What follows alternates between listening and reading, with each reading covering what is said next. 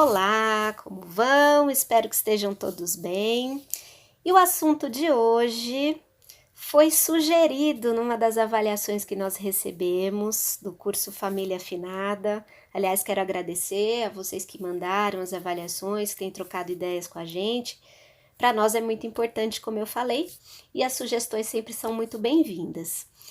E o tema hoje se refere ao relacionamento entre professores e adolescentes. Então, como é que anda essa relação? Tá meio conturbada? Vamos falar um pouco sobre isso. Até em homenagem, ontem foi o dia do pedagogo. Então, vamos falar sobre essa relação entre professores e adolescentes. E o convite que eu vou fazer a vocês é novamente o nosso exercício de empatia, de compaixão. Nós já fizemos, sendo pais, a empatia com os nossos filhos adolescentes e reconhecendo as nossas necessidades. Então vamos ver hoje as necessidades do adolescente e as necessidades dos professores. As necessidades dos adolescentes nós já abordamos lá no Família Afinada, mas em sumo, né? Todas essas mudanças que acontecem, biológicas, cognitivas, as pressões que esse adolescente sofre no dia a dia, ele não se sente compreendido. Esse foi um dos assuntos que nós abordamos. O adulto, de maneira geral, estamos falando família, estamos falando de professor também, na visão desse adolescente, o adulto trata as questões dele de uma forma pejorativa, como se fosse apenas uma fase chata que vai passar e que esses problemas que ele tem ou as dificuldades que ele tem não são tão importantes. Essa visão que o adolescente tem em relação aos adultos. E o professor entra, né? Os professores, por quê? Porque na adolescência, seja lá no final do Fundamental 2 ou do ensino médio, ele vai ter vários professores. Um professor para cada disciplina. Esse professor, com professores com personalidades diferentes, alguns mais próximos com a personalidade dele, em que ele tenha mais afinidade, outros nem tanto, e ele tem que lidar com essas pressões. E o professor acaba sendo mais uma pressão, muitas vezes, nesse mundo do adolescente. Então, nós como pais já fizemos esse exercício da empatia com o adolescente, então eu não vou me alongar muito nisso, mas nós temos aqui o professor, os professores. E qual é a visão dos professores em relação aos adolescentes? A visão do professor é que ele quer fazer o trabalho dele da melhor forma possível, e a gente vai detalhar um pouquinho essa questão do trabalho do professor, mas, por outro lado, os alunos nem sempre correspondem, nem sempre dão valor a esse trabalho dele, ao quanto ele se esforça, e acaba que muitas vezes não assumem suas responsabilidades. Essa visão do professor em geral. Eu convivo muito com professores, minha formação é pedagogia, eu atuei em escolas por algum tempo, depois fui para a empresa, mas tenho na minha família muitos professores, primas, sobrinhos que são professores, cunhados que são professores, ou seja, esse mundo para mim é muito bacana, eu amo o mundo da educação e tenho muitos contatos com professores, faço parte de grupos de professores e tento entender como é que as coisas estão, né? Hoje, já nesses últimos 2 anos, reaproximando do ambiente escolar de uma forma geral. E tem as minhas filhas também, são pequenas, mas que estão no ambiente escolar. Então, é essa visão em geral do professor, que o aluno, ou que muitas vezes os pais do aluno também não estão com ele nessa jornada. E aí eu queria fazer um resgate da profissão do professor. Eu acho importante a gente fazer isso, gente. Eu vou chegar lá na resposta, mas na resposta não, né? Nas reflexões que nós fazemos. O professor, até alguns anos atrás, eu diria que agora já há muitos anos atrás, ele tinha uma profissão nobre. Era nobre ser professor, era nobre para a sociedade. Quando alguém dizia sou professor, isso tinha um valor inestimável para a sociedade. Muitos até se formavam sem querer, né? Especialmente as mulheres cursavam o magistério, né? O antigo normal. Nem sempre elas queriam ser professoras, mas era a profissão que a família às vezes determinava, enfim. E o professor era muito respeitado. Se um aluno, qualquer idade que tivesse, desrespeitasse um professor, ele sumariamente era repreendido dentro da casa dele. Então a gente tinha até uma relação de autoridade do professor muito forte, em que, em certas circunstâncias, haviam abusos também dessa autoridade.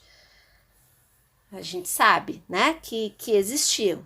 Então, a gente tinha uma relação de autoridade. E essa relação, ao longo dos anos, ela mudou muito. Eu diria que foi de um extremo para outro. Entre uma relação em que o aluno não tinha muita voz, ou quase nenhuma voz, e ele passa a ter muita voz. O que é bom ter voz. Mas o professor hoje, ele está numa situação de pressão, tal qual o adolescente, ou tal qual o aluno. Por quê? Independente se ele atua na rede pública ou se ele atua na rede privada. Então, ele tem que dar conta de um conteúdo, de muito conteúdo, por sinal. Vamos falar dos professores de adolescentes, né? Ele tem a relação com esse aluno em cada sala de 1 hora por dia, 1 ou 2 horas no máximo por dia com aquela sala. Ele tem que construir esse relacionamento com a sala, com no mínimo 20 alunos que estão lá vivendo, no mínimo 20, tá? Eu tô sendo boazinha porque a gente sabe que tem sala aí, especialmente escola pública, que tem 40 para cima, que estão vivendo todos aqueles conflitos que nós vimos. E como é que ele precisa entregar esse conteúdo, esse aluno precisa aprender, se cobra dele o aprendizado desse aluno, embora aprendizado não seja unilateral, não tem como. Aprendizado são ambas as partes, o professor fazendo o máximo na sua aula e o aluno também querendo estar ali, se dedicando ao processo. Vamos falar da formação, né? Então, o que acontece? Esse professor hoje, ele acaba não tendo voz. Por quê? Porque muitas vezes esse aluno, se ele está numa escola particular, ele usa a sua força, ou o pai desse aluno, a sua força de quem mantém aquela escola, de quem mantém o seu salário, e isso quando eu dava aula 20 anos atrás, já se escutava, né? Crianças pequenas falando, meu pai disse que eu pago o seu salário. Então, isso existe ainda. E na pública, também existe uma relação de força. Muitas vezes esse professor é agredido até fisicamente. Então, nós temos uma desvalorização desta profissão. A minha filha tem 8 anos e quando ela diz, alguém faz aquela famosa perguntinha, o que você quer ser quando crescer? Ela responde professora. E olha que eu sou de uma família de professores, a maioria. Todo mundo vira aquela cabeça e ainda faz aquele comentário, nossa, vai mudar, né? Ela tem tempo para mudar. Eu fico tão triste, porque é uma profissão belíssima, é uma profissão nobre, e é tratado dessa forma. Então vamos lá, esse professor está se sentindo desvalorizado. desvalorizado enquanto profissional, com uma pressão, relatórios que ele tem que fazer sobre cada aluno, as métricas que se tem, especialmente, né, tanto na pública quanto na privada, as métricas, o desempenho dele é medido também sobre a relação daquele aluno, o desempenho daquele aluno, né, o desempenho dele é medido sobre o desempenho do aluno. Então, olha a situação, um desempenho que muitas vezes ele também não tem gerência, porque, como eu disse, não é uma relação unilateral. A formação desses professores. A formação do professor hoje. O professor tem uma formação de licenciatura, digamos que ele tenha de geografia. Ele tem uma formação hoje de conteúdo também. Estas questões como adolescência, cérebro do adolescente, agora começam a vir nas formações, de uma forma incipiente ainda. Na própria pedagogia, se tinha psicologia educacional, sim, mas hoje até pela evolução dos estudos de neurociência, essas coisas, esses temas, eles ainda têm sido introduzidos nas formações dos professores. Então, nós vamos falar que boa parte de professores que estão hoje atuando, eles não tiveram essa formação, né, de neurociência. Nós não tivemos, nós não sabíamos como é que funciona o cérebro de um adolescente. Agora se tem, agora se fala sobre isso. Então, não fazia parte dessa formação. Aí nós temos hoje uma Base Nacional Comum Curricular, a famosa BNCC, que determina os conteúdos mínimos para cada série, para cada idade, que estabelece agora que o aluno precisa ser desenvolvido nas suas competências socioemocionais. E sim, com certeza precisa. Já era tarde. Mas quem vai fazer isso? É um professor que não teve essa formação, que muitas vezes, né, ainda também está no seu desenvolvimento. Precisa buscar o seu desenvolvimento socioemocional, mas ele precisa desenvolver o do aluno também. Olha só o desafio. É um desafio da nossa mudança de era. Nós estamos numa mudança de era, em que se entende que agora só o cognitivo, né, só despejar conteúdo não adianta. Só se formar um profissional técnico em todos os níveis não adianta. Nós precisamos todos desenvolver nossas competências emocionais. Essa é a chave. E que bom os nossos adolescentes começam a ter essa oportunidade, que nós não tivemos, que os professores não tiveram. Mas é um momento em que a gente ainda precisa descobrir. Precisa ser feito. E por que é um desafio? Porque não teve lá na frente, eu não tenho referência. Os estudos são recentes. Quando eu me formei, há mais de 20 anos atrás, começava-se ainda as teorias, se falava de inteligências múltiplas, porque até então o que interessava era só o lógico-matemático, e agora se sabe que tem outras inteligências, tão importantes quanto, e a inteligência emocional. Daniel Goleman, com o livro Inteligência Emocional, trouxe isso. Mas era incipiente naquela época. Na faculdade eu não tive isso. Fui saber em grupos de estudos à parte. Então isso também o professor ele tem que buscar sempre à parte, porque nem sempre a formação vai trazer tudo para ele. Onde eu quero chegar com isso? Entendemos as necessidades aqui. A necessidade do aluno de ser compreendido, do adolescente de ser compreendido e a necessidade desse professor também de ser compreendido nesse contexto de mudança que ele precisa fazer, né? Mudar ou trocar o pneu com o carro andando. Agora ainda mais, cada vez mais. Qual é a resposta? A resposta está na comunicação. Como a gente pode ajudar a fluir melhor essa comunicação? Da mesma forma que a gente está fazendo em casa, não é? falamos sobre o conceito de comunicação não violenta. Nós fizemos uma aula só sobre isso. Pergunta: os professores têm esse conceito? Os professores têm formação em comunicação não violenta? Eu vou dar a resposta para vocês aqui. Eu faço parte de um grande grupo em que existem muitos professores por lá, existem alguns pais e se trocam dicas de atividades pedagógicas. Então ali saem planos completos de aula. E eu gosto muito de trocar e tô gostando desse grupo, até porque com o desafio também de ter os filhos em casa, a gente também precisa desenvolver a nossa criatividade. Eu entrei nesse grupo, achei bacana a proposta e entrei. E tem muita atividade lá, muita coisa, para o que vocês quiserem. Como eu falei, se quiser um plano de aula completo ali de uma 5ª série, você tem.